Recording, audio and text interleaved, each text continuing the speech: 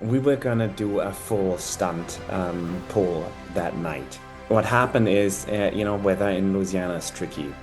I think we got rained out. Andy, our stunt coordinator, who's fantastic and who we work with on Wakanda Forever, he just came to me and was like, "Man, I'm sorry, we can't set all of that up." It's a moment again where there was lots of interlacing and interlocking and collaboration with the other departments. And so often with visual effects, it's understanding what the other departments are able to put in front of the camera, and then how visual effects can supply the connective tissue, the sinew, to bond everything together so it can play seamlessly.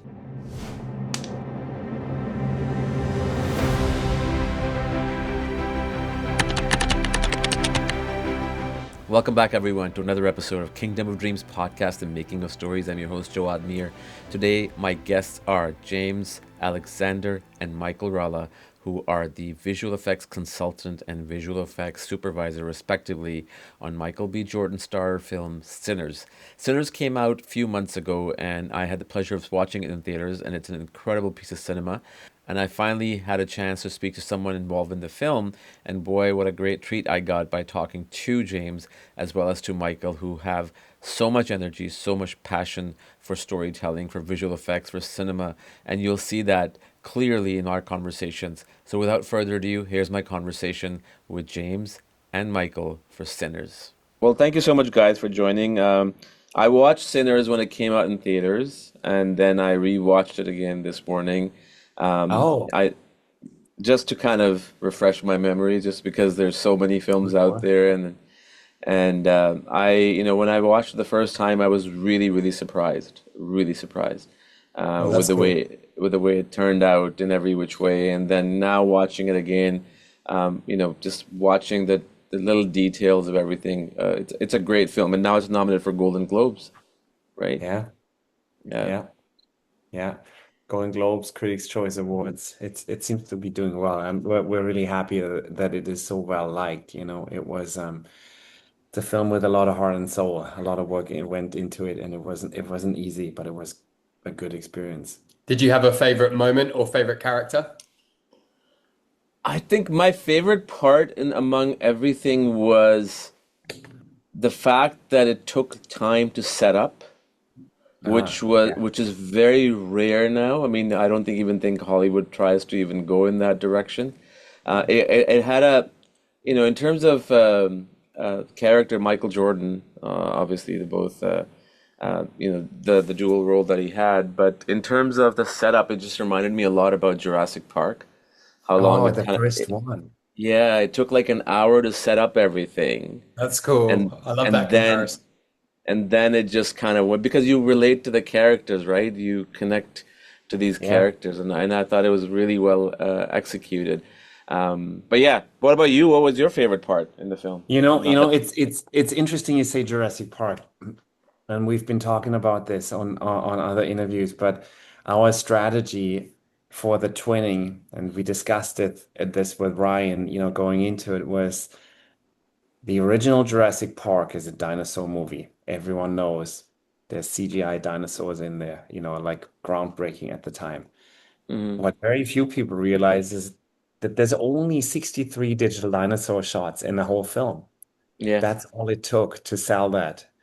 So like, but they made every single one count, and they really made sure that every single one is good.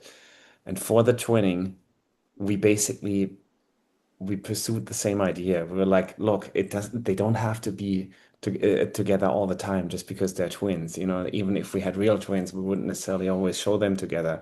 And yeah, like Ryan did a lot of research and development in terms of like just talking to his twin consultants, what it actually means to be a twin, and that it's, like much scarier if they're not together.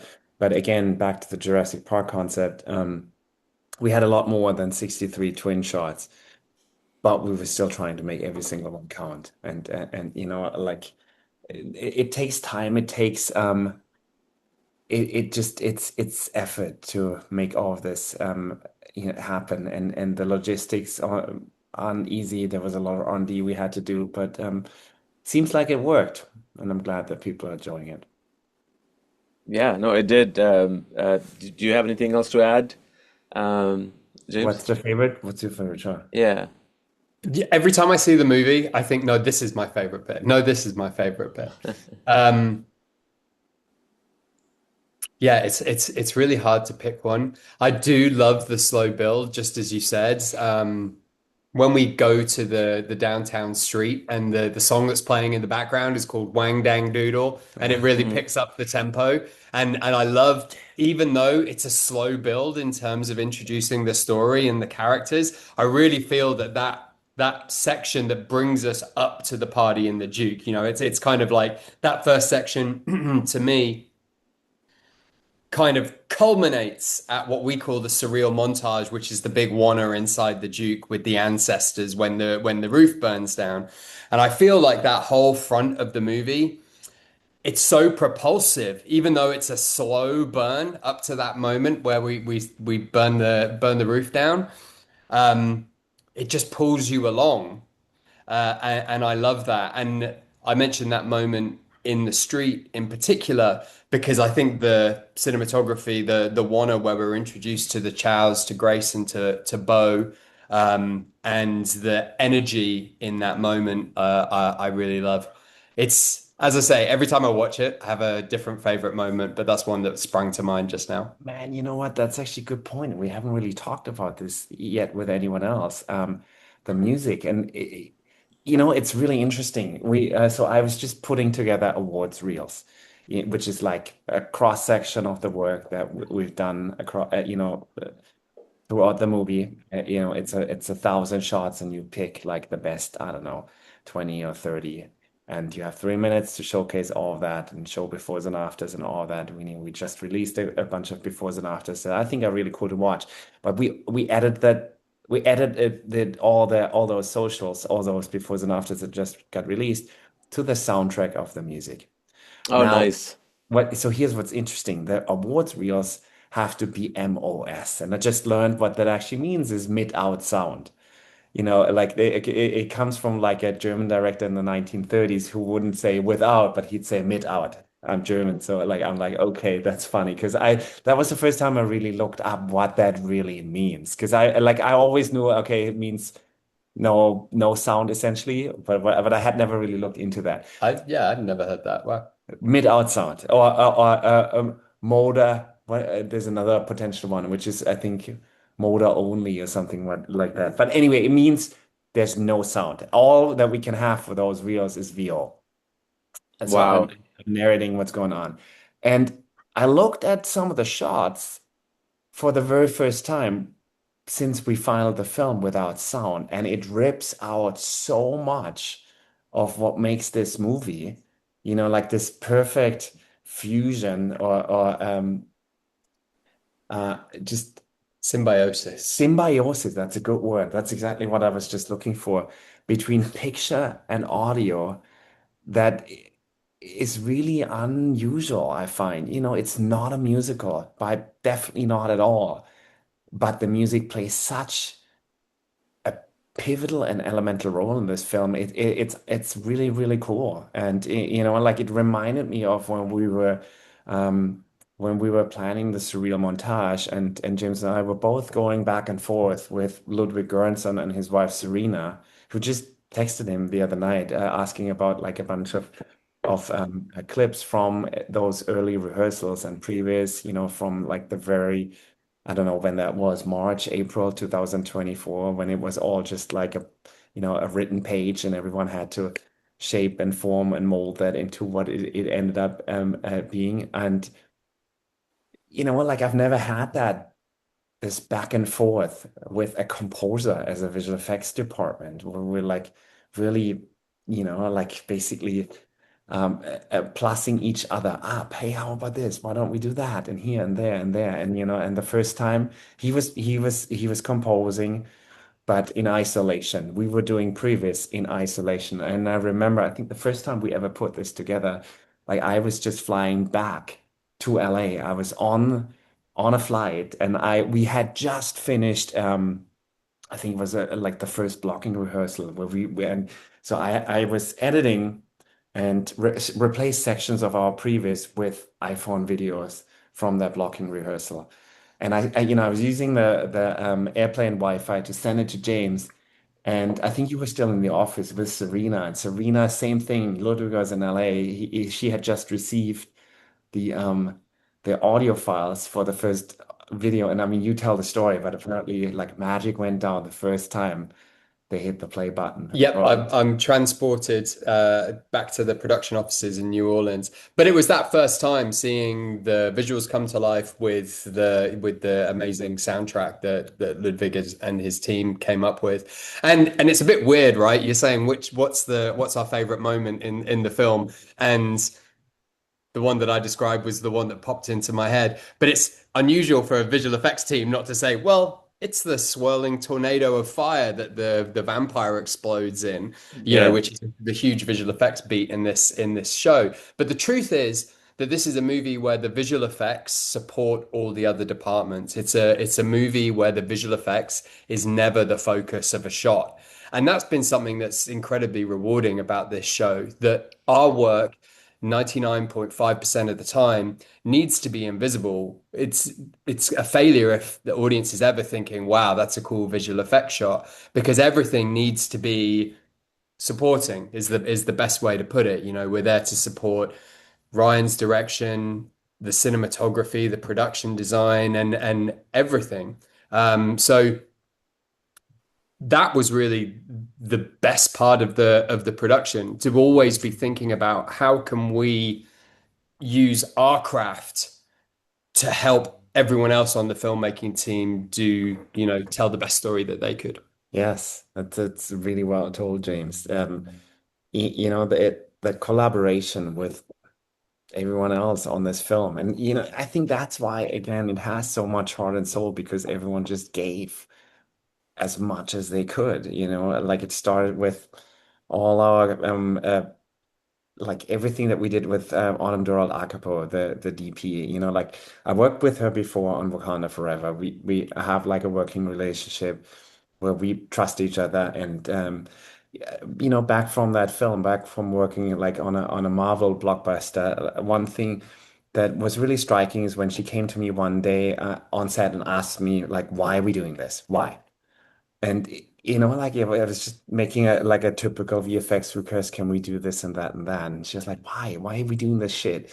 Like anytime that something goes through the VFX pipeline, it just doesn't look like I shot it. It doesn't look like, I framed it. Doesn't look like I lit it. Doesn't look like it was filmed with my lenses. Why? And it really, like she really caught me off guard. And I was struggling to find an explanation in that particular moment. But I was like, let me get back to you. Can we please film this? We did film it, but like I got back to her and I started explaining certain things to her that she hadn't understood yet at that point in time. All of a sudden it made sense. But then she was like rightfully asking, but hang on. So essentially, what you're doing is you're making shit up because we're just filming nothing for a specific shot. And like that's one thing that is not untypical for VFX. We can make it all happen. We can start with a blank screen and end up with like a full-on shot. Sure. Does it tell the story? Not always. And Yeah. but sometimes, and sometimes very successfully. But on this film, Ryan casted everyone behind the camera the same way he casted the people in front of the lens. And so he hired everyone for a specific reason. And like what I keep saying is Ryan doesn't make films with a bunch of guys. He makes films with his friends. So that's the first when I got the call, first thing that I did right after hanging up the phone is I called James. Was like, "Hey, I gotta extend this to you. Like, you gotta do this film with me." And I'm glad, he said yes.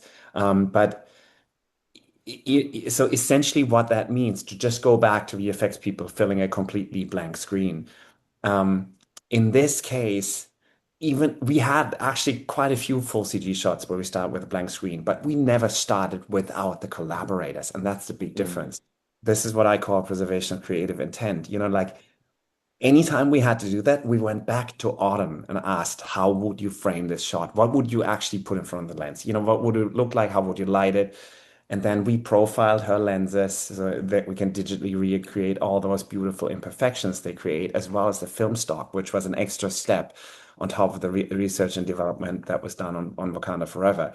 And then beyond that, for instance, there's a digital train station that I would say is to more than half, if not two-thirds, like a visual effects shot filmed with green screen.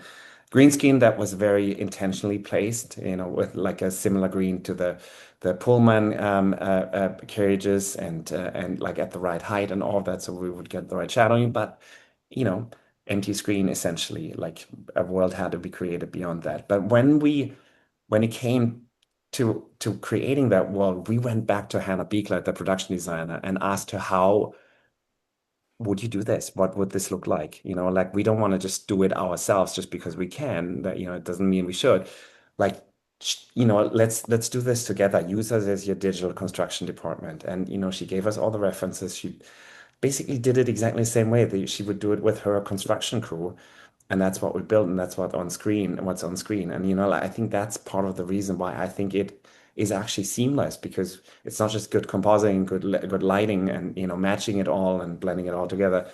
What's in front of the camera is actually seamless because it was designed by the same person and not like a visual effects guy, months after the shoot at a point where he doesn't have a lot of the or he or she may not have a lot of the context. And I'm not saying that that's always bad. Like, they're fantastic results sometimes, Yeah. but I think you're on a much safer route or to success if you just bring everyone in. Same with Ruth, the wardrobe designer. We had a cool conversation with her very late in the game about it, like a smoke and stack ring that we didn't have, that we had to make digitally. And it's really cool to just like bring people in deep when we're deep into post-production and get their input the same way as we got their input during production. And like, that's one thing that was deeply gratifying on this film, like this massive collaboration. It made things hard sometimes, because you all had all these extra steps, but I Yeah. think always worth it. No, that's 100%. I appreciate you sharing all that because one of the few things that I noticed in this film was the fact the VFX were invisible, right? Thank you. I have absolutely no disrespect for superhero films, but I'm not a fan of superhero films mainly because I've seen the Batman trilogy, the Nolan one, and I've seen Fantastic, Thor. yeah. Yeah, the first Thor. But to me, when I see the trailers of superhero films and other films, I'm not trying to bash superhero films, but just kind of giving you a general, No, yeah, the we the understand. We come from that background. We come from that the world. right, the VFX just stand out so much. And to me, I mean, maybe when I was like in my 20s and teenage years, I would really like, oh wow, right? But when you sort of get older in life, you want something that's more sort of kind of calmer and has a story. And that's one of the things I loved about Sinners, and not even just the fact that the setup, but it's a vampire movie, and there's no moments like when the music builds up and it's making you believe that something is going to happen, but then it's like a deer or something, and then something else comes out of the bushes. Like there's nothing like that. And the most powerful shot that I was, as you were talking, I was thinking about it, to me was, which is again invisible, is that I'm horrible with character names and actors, so please forgive me. The very first, when the woman goes out and they're playing music, the three of them, right? And she turns around, and then you see the guy, and then it cuts. Like that Right. was so intense, and we don't get to see it. And that's the most beautiful thing about it. Yeah, that's Mary who goes out to visit Remick, who's the Right. big bad, and Bert and Joan outside the Yeah. Duke. And yeah, that was one of those little moments that had to be treated with some subtlety. And Michael was actually, well, do you want to talk about Oh that yeah, moment? that, that That was was that was that that was was fun. that was a good moment. I mean, we were gonna do a full stunt pull that night, with like a ratchet, I think it is called, and a forklift. And what you do is you set up these pull lines and all that. We were really gonna pull Jack all the way up in the air. What happened is, weather in Louisiana is tricky. I think we got rained out. So Andy, our stunt coordinator, who's fantastic and who we work with on Wakanda Forever, he just came to me and was like, "Man, I'm sorry, we can't set all of that up. I'm really unhappy to tell Ryan, but it's all like muddy, and every step was just like you were sinking into the mud and all that. So it was born out of necessity. So what happened is that he was like, "Can you do it?" And I said, "Oh, I don't, like I don't want to do like a full on like Superman fly thing that it doesn't have all the physical things." So I pitched to Ryan, Yeah. "Hey, can we do just like can we just hint at it? Do we need to see like a full pull?" And he was like, I don't know. So when it came to that shot, Ryan was like, "Well, why don't you just talk to Jack O'Connell and tell him?" And he's an amazing man. I mean, he's got a really good and dry sense of humor. But I was like, "Can you do this?" And normally, sometimes what we do is we have them jump off an apple box, and then like invert that, those kind of tricks, which works better for a landing than a takeoff. But you really want that physicality. Like to me, Yeah. I don't like to do that digitally. I don't like to do that just as a takeover because it just is very different when you see the whole body move and all the secondary things that happen. And So, Jack's a very physical, oh can be yeah, a very physical performer as well. There's the Rocky Road to Dublin sequence where all of the vampires are having their musical moment outside the Duke, and you can see the way that he performs that dance routine is oh, phenomenal. But you found yourself in a yeah. situation where you had to tell the lead vampire how to fly, So, yeah, essentially. I was like, do this, do that, and he was like, "What do you think about this? What do you think about that?" And then I remember the line. He goes, "Man, I don't know what I'm doing here. This is my first time in flight school." That's But we awesome. we got what I just wanted him to like not too superhero style, but more like a little bit more creepy. And seems like it worked. And the idea was always that we wouldn't do like a full on jump that everyone sees while the camera falls, but it would just be a hint. And I'm glad it worked for you because, like I think sometimes what you don't show is almost more powerful than what you show. And, like 100%. Michael Shava, the editor, really played with that. We got an education from him about I was just uh, going to say that. jump scares, and he worked out like a whole logic where he was like, "Look, with a knife going through the door, everyone expects it after 3 seconds. We're gonna do it after seven." Like we're just like at a point where nobody expects it anymore, and then dong, it comes through. And the last thing I'd say on the moment where Remick takes flight that we were talking about is it's it's the work that we talked about, it's the stunt work, it's the help that we gave that, it's the Mike Sharva's work around the edit because you just see him take off and then we cut back into the Duke. And then there's also the sound that comes back into it again, like we were talking about earlier on. And it's Perline's wail as she starts her Yeah. musical number that cuts in just as he takes off. Yeah. So it's again everything meshing together. Good, Super good. cool. We played with that. We did have a version where he goes all the way up, where we did a full CG takeover as we always would. And like there is a little bit of that still in there, but like again, it was a collaboration. And I don't know, I remember like Ryan's assistant Amar, he would always come to our office and go like, "James Alexander, Michael Ralla, you have been summoned." And then we were directly under the editing suite. So we'd walk up the stairs and there was Ryan, there was Shava, and like they were editing, and you're like, "Hey, so what do we do here? Like walk us through what's the intent." And we did that a lot where like we got a piece from him and then we would give something back. Just again, it's this whole collaboration aspect where it's not just like a static, Mm. "Here's the stuff, good luck and see you later," but like, "Hey, how about that? How about this?" And I mean, like I said, is Serena calling you or texting you the other day, "Hey, can you help me out with all this stuff?" I thought it was a perfect example of all of that being really, really fruitful and intact and paying off. Yeah. No, definitely. Um, we've talked about a lot of things already, so I'm gonna try to see if I can um, get you guys to talk about probably, what I noticed obviously was if the ending, the tornado of fire, that was obviously that kind of stood out as a VFX, like because Yeah. that's just what it is. There's no such thing as you can film that.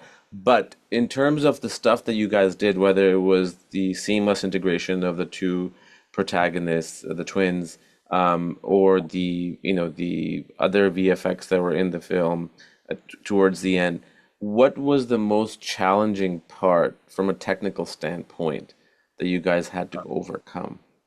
Good point. So, and a really good question. We'll see how we divvy that up. So, I mean, look, the twinning was story essential. That was really at Right. the heart of all of this. So that had to be successful, and it was clear that shouldn't call any attention to itself. So James and I looked into a lot of options and technology. And twinning is one of the oldest visual Hmm. effects things in Hollywood, which has been done successfully for a long, long time. There's the Parent Trap, and there's much older work that actually works really well. And the easiest version is you do a split screen and Yeah. shoot the same person twice in different outfits, different positions. But like it gets more and more complicated when you add camera moves and then eventually interaction. Yeah, and yeah, I remember just getting the initial pitch from Ryan, hey, I'm shooting a vampire movie. It would always start with bro, and those phone calls. I'm shooting a vampire movie. Michael B. Jordan is in it twice, playing twin brothers. And I was like, my first thought was like, oh, one of them is going to get bitten. They're going to be fighting against each other at the very end. And like I was just waiting for that in the script. I was like, when is it finally going to happen? And there it was. So we knew we had to look into every option that we had. But knowing Ryan, he has a sports background to him. It's all about generating momentum on set. He just wants to get into the groove and then go. So like for those shots with heavy interaction, like we did just quickly, we did a lot of techno-dolly work where we had essentially like a simplified motion control rig that could quickly and efficiently shoot two passes with Michael. And so we'd have a camera move, but inner actions would make that very complicated. Like the cigarette handover at the very beginning with those seven passes is probably I would say that's the limit how far you can push it. That took almost a full day to shoot, and I was dreading the day that it was gonna come up because like the lots and lots of just really difficult things. And I remember people were like, why are we not doing a head replacement here? This is crazy. But it did pay off because to go back to Ryan's initial brief was like Michael B. Jordan is the reason why we have a job. It needs to be Michael's performance every single time, his performance, full stop. And he had spent a lot of time on developing their character, their mannerisms, their body language. They're supposed to be similar in DNA, which they are because it's both times Michael, but very, very different presence on screen. Right. And then, like that's how we came up with the idea to like build the Halo rig, which is like a nimble full head performance capture setup then that you can run in the scene in the moment in the same lighting and on set. Yeah, Michael doesn't have to go somewhere else. It can all happen as we go without breaking the momentum, especially for the scenes where they're in each other's hair and hand-to-hand combat and all of that. But it was clear that visual effects was never going to be the protagonist in any of this. The protagonist is Michael. And, that was the guiding principle overall. And, I mean, we got to the first audience reactions, and sometimes we got a lot of feedback where people said, I like Stack, but I hate the other guy. Where we're like, wait, it's the same dude, but like seems like the character development is so successful that people don't even realize. And that's also what we saw online on social media, that people were like a lot of I saw a lot of comments where that basically said something along the lines of like, I didn't realize it was the same guy playing both twins until like 20 minutes into the film, which is fantastic because that's exactly what we wanted to get to. And that's you'll have your footprint in the snow line in a moment, but like that's where we wanted to get to. And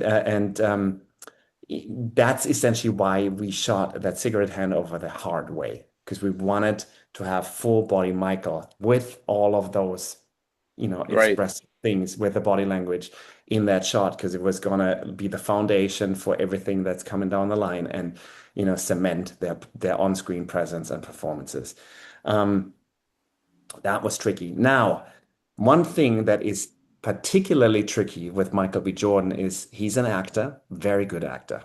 Like again, I would credit him with most, if not all, of the success of the twinning work. We did was just put it together.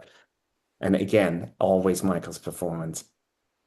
But um, how do I say this best? Um, Damn it! Now I lost my That's thread. okay. Where did I want to go with this? Oh, yeah, Halo and Technodolly. Oh, the one thing that is the added complication is that Michael is an actor and a director, and also a director who's directed himself.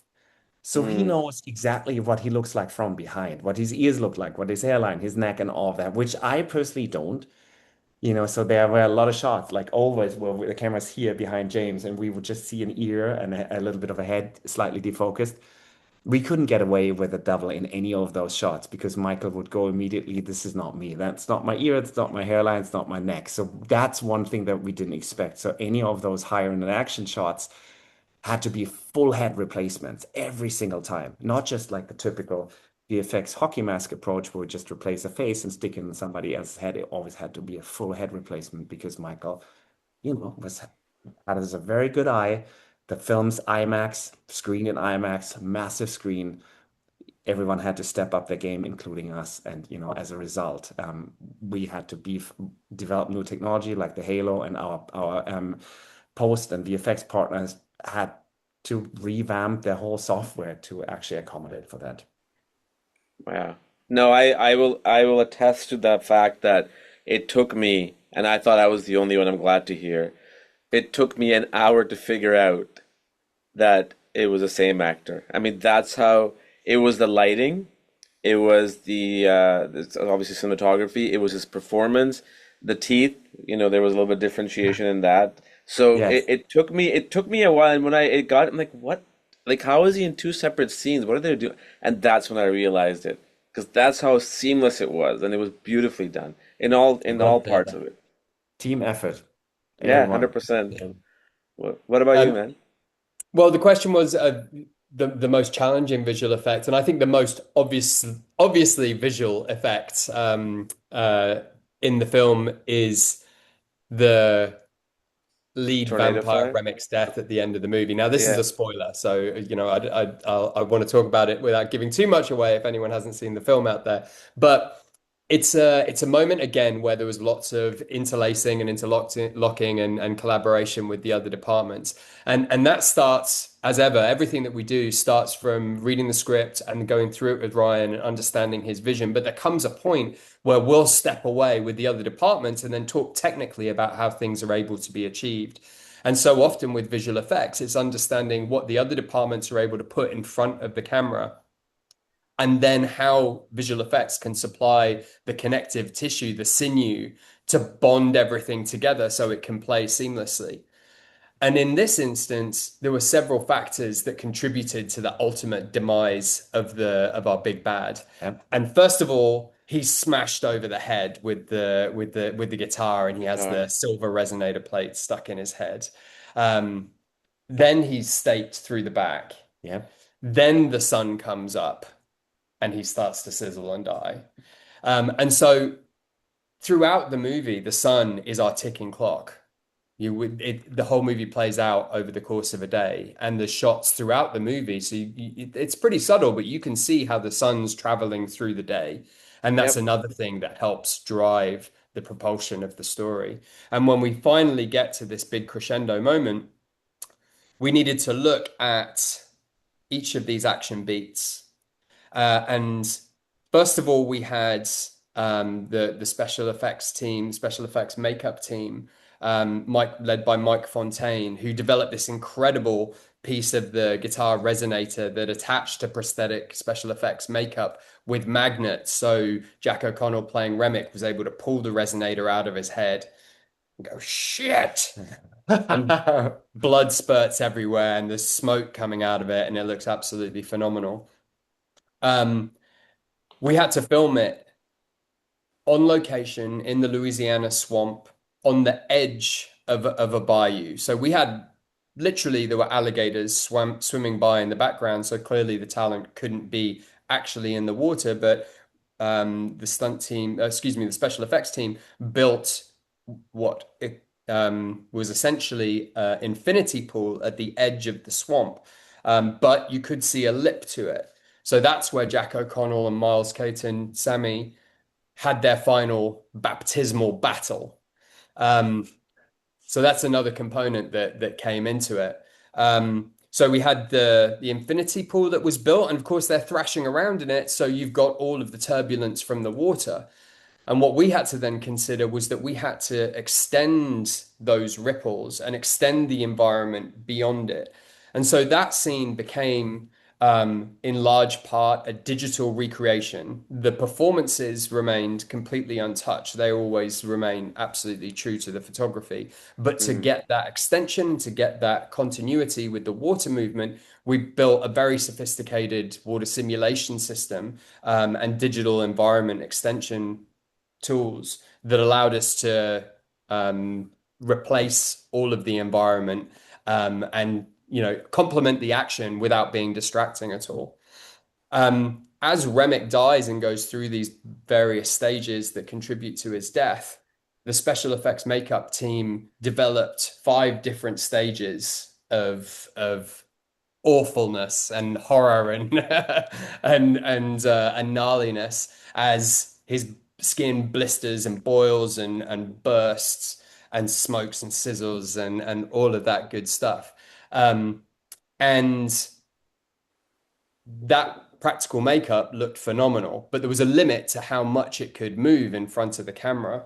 So we very meticulously scanned and took reference photography for each one of these setups and then worked alongside the special effects makeup supervisor, Mike, to bring his vision to life, essentially, to add all that movement and blistering and spurting of blood and pus and all the rest of it. To do in visual effects what wasn't possible to be achieved Right. practically. But like very important to point out, we didn't make shit up. Like what ended up on the screen is his vision, his concept, his idea. Some like most of the stages we filmed, but I think we only had time for three out of the five. The other two we only scanned so that we could build them, but we didn't make them up. They were his, like his idea. Everything, yeah, and that's a huge point about the visual effects of Sinners. Everything that we did was rooted in reality. Everything had a real photographic reference that we could go back to and make sure that we were matching. We have a saying in the business that the truth is in the plate. And Yeah. if something doesn't look right, you go and look at the photography because every time that's where you'll find your Yep, yep. answers. I mean, we did stunt burns. And we knew we weren't going to use it, but we just having that and having that shot on the IMAX camera through Autumn's lens on her film stock and all of that, and knowing what that looks like was invaluable when it came to just making it look real. And like we replicated everything that was shot and just put it all together. And I was gonna, you need to take a little bit more credit because it was actually James who put an Excel flowchart of all that together. Oh, What will wow. happen when the sun happens here, and then we're switching to this prosthetic makeup stage, and then at that point we're gonna need the stunt burn, and for this specific shot we gotta shoot a couple elements. Even though we knew they were all gonna be quote unquote just reference, but like what we saw in there, we replicated 100%. It existed for real, and then we put it together and made it move, made it blister, peel, boil, smoke, glow, all of that, and then it set it on fire eventually. But we knew what that fire was gonna look like in that moment. And and that's one of the coolest things I think about working in the visual effects department. We spoke about the visual effects providing the connective tissue between the departments who put their work in front of the camera. And in the same way, we become a kind of nexus for those departments. And so in this instance, I was able to create a plan with the other heads of department to say, from this point, it's stunts. We're going to actually um, Andy was able to set fire to one of his stunt performers, and we were able to film that as a reference. The special effects makeup team were going to deal with these sections. The special effects team were going to deal with the creation of the pool. And so we kind of had overlaps of saying, well, this department's this is our job, this is your job, this is this. This is where we're going to do the takeovers between the two. And it just was really helpful in the planning of it. And then the culmination of that scene, of course, is this giant fire tornado. And when we were reading the script, that was in caps and it said fire tornado. And we all kind of went, awesome. Pillars of That's fire. gonna be good fun. And Donnie Dean, who was the special effects coordinator, put 3 months of work into building a practical fire tornado that he built in a pool of water so we could get reflection reference. That he was able to fuel with colossal amounts of propane and a turbine. And he got this thing up to 60 feet tall in a brand new soundstage in New Orleans, which made a lot of people very nervous. It's the first time that they had the fire department out as a precautionary measure. But it was phenomenal. Last day of the shoot, we were able to film a real 60-foot tall raging fire tornado blasting up to the very rafters of this soundstage. And not only that, we were able to put life-size maquettes of posed vampires inside it and blast them with fire and get reference for all of the embers swirling, the Wow. particulate, the debris, the smoke, everything like that, which would be close to impossible, I would say, to recreate without all of that work going into it. All of the dynamics and the flow and all of the real world nuance that comes from shooting something for real and being able to refer to it was so incredibly valuable. Yeah. You know what I love about filmmaking is um, you're basically the amount of work that goes behind it. It's for the lack of better word, it's almost like it's literally like a creation.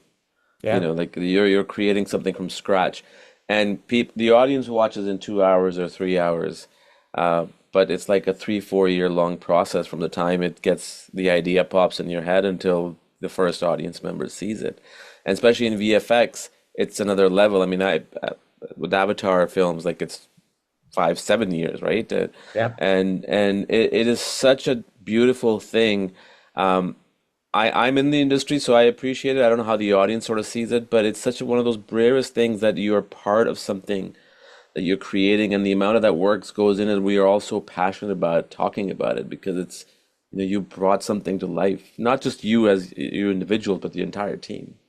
Thank you. I mean, like that's what's gratifying, and it's funny. I remember we had this saying between each other. I mean, it was first and foremost Autumn telling us, sorry, I'm not here to make your life easy. I'm here to make good images, which we returned the favor when it came to like asking for the practical roof burn in the juke joint, where like people were like, "What are you asking for? Are you crazy? That's incredibly difficult." And I was like, "I'm sorry, I'm not here to make your life easy.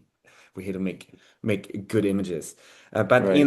like it's the collaboration, and 100%. like Avatar is another level. I mean, those guys are creating fantastical worlds that do not exist.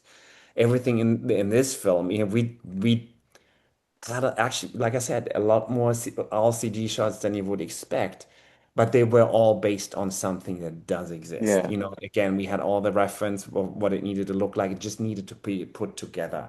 And the Mike Fontaine prosthetic special effects makeup is actually a good example because, again, preservation of creative intent. We looped all those collaborators in throughout post. So I kept sure. sending Mike images of Storm VFX or Storm Studios work in Norway. They worked on the Ramic burn.